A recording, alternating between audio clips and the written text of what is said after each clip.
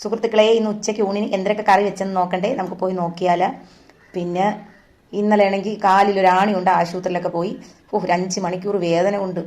ഭഗവാൻ, ഇങ്ങനത്തെ ഒരു വേദന, ആണി കൊണ്ടാൽ ഇത്രയും വേദന ഉണ്ടാവുമെന്ന് എനിക്ക് അറിഞ്ഞുകൂടായിരുന്നു. പക്ഷെ ഇന്ന് കുറവുണ്ട്. അങ്ങനെ ഇന്ന് കുറേയൊക്കെ സഹായിച്ചു തന്ന മോളാണ്. എല്ലാം വീട്ടിലെ കുറച്ച് ജോലിയൊക്കെ ചെയ്ത് അവൾ സഹായിച്ചു തന്നു. പിന്നെ നിന്നങ്ങ് വേവിച്ചാൽ മതിയെല്ലാം തേങ്ങയൊക്കെ തിരുവി തന്നുകൊണ്ട് ഇന്ന് അവൾ കുറേ സഹായിച്ചു. പക്ഷെ എന്താ ചെയ്യാം, വെക്കാനെല്ലാം വെക്കാം, പക്ഷെ ഉപ്പ് വെക്കാറുണ്ട്. അതാണ് ഒന്നാമത്തെ പ്രശ്നം. അല്ലാതെ അങ്ങനെ കുറച്ച് അവൾ സഹായിച്ചു തന്നു. അങ്ങനെ എന്നതുകൊണ്ട് ഉച്ചയൂണ് ഒരുപാട് കറിയൊന്നും വെച്ചില്ല. ഒരുപാട് നേരം നിന്നപ്പോൾ രാവിലെ ഗുളിക കഴിക്കാൻ മറന്നു. ചന്തയിലൊക്കെ പോയിട്ട് വന്നപ്പോഴേ ചന്തയിലൊക്കെ പോയി. അപ്പോൾ പിന്നെ ചെറിയ വേദന പിന്നെയും തുടങ്ങി. അങ്ങനെ ഗുളിയൊക്കെ കഴിച്ചിട്ടിരിക്കുകയാണ്.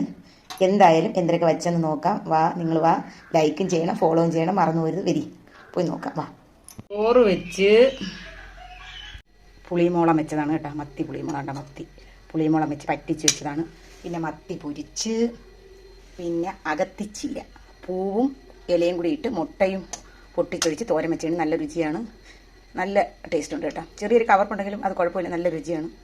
പിന്നെ ഇതെന്ന് വെച്ചാൽ വങ്കട തൊലി ഉരിച്ച് കറി പറ്റിച്ച് വെച്ച് തേങ്ങ അരച്ച് വെച്ചതാണ്. അങ്ങനെ ഇത്രയേ ഉള്ളു, ഇത്ര കറിയേ ഉള്ളു. എല്ലാവരും ഉണ്ണാൻ വരി, പെട്ടെന്ന് വന്നാൽ കിട്ടും. എല്ലാവരും വരണേ സുഹൃത്തുക്കളെ, എല്ലാവരും വരി.